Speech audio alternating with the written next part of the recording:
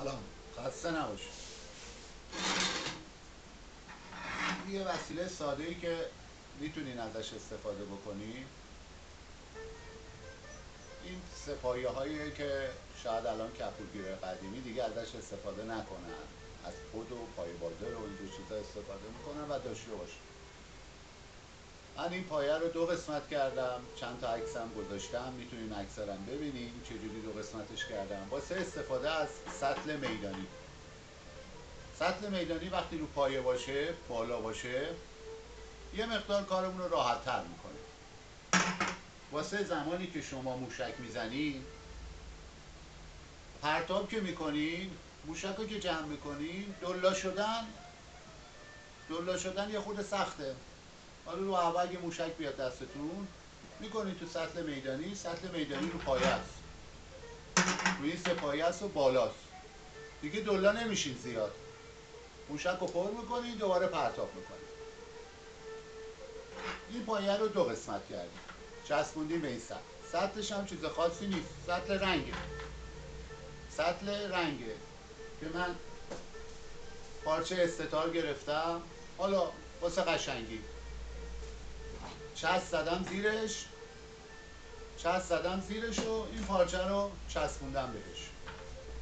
این پایه هم که خودش بلند میشه، بعد نسبت به شیبی که دارین تنظیمش میکنین و استفاده میکنین، حالا هر چقدر که جا دارین.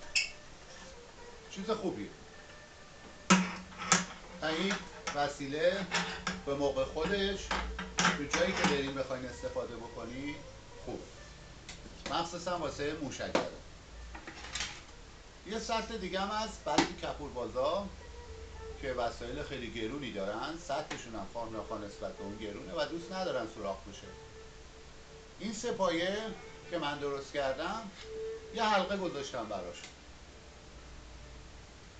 یه حلقه است، حلقه از چوبه، مال علکی که باهاش آرد میزنیم، سرند میکنیم، اینجور چیزا. اینم بازم همینجوری پارچه چسبوندم و ازش استفاده میکنم. دیگه سطلمو سوراخ نکردم، سولاخ اینو داشته باشیم. بد نیست، خوبه. اینم میتونید به موقع خودش ازش استفاده بکنید. دیگه لازم نیست اون سطل گرون قیمت رو سوراخ بکنید. البته این پایه، نمونه پایه که رو سطل بسته میشه خارجیش هست، مثل این 3 تیکه هست، رو سطل بسته میشه، شما پایه رو میبندید روش. حالا اون پایه‌ای که بهش بخوره که من این کارو با این حلقه آسون ترش کردم.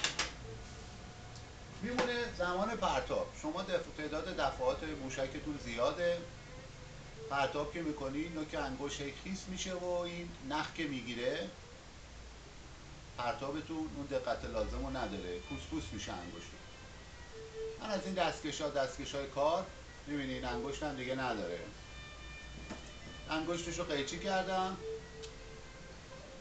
از این انگشتی استفاده میکنم واسه تعداد دفعات زیاد پرتاب موشک که اذیت نشه. چیز خوبیه، امیدوارم ازش استفاده کنید. چیز خاص دیگه ای نیست.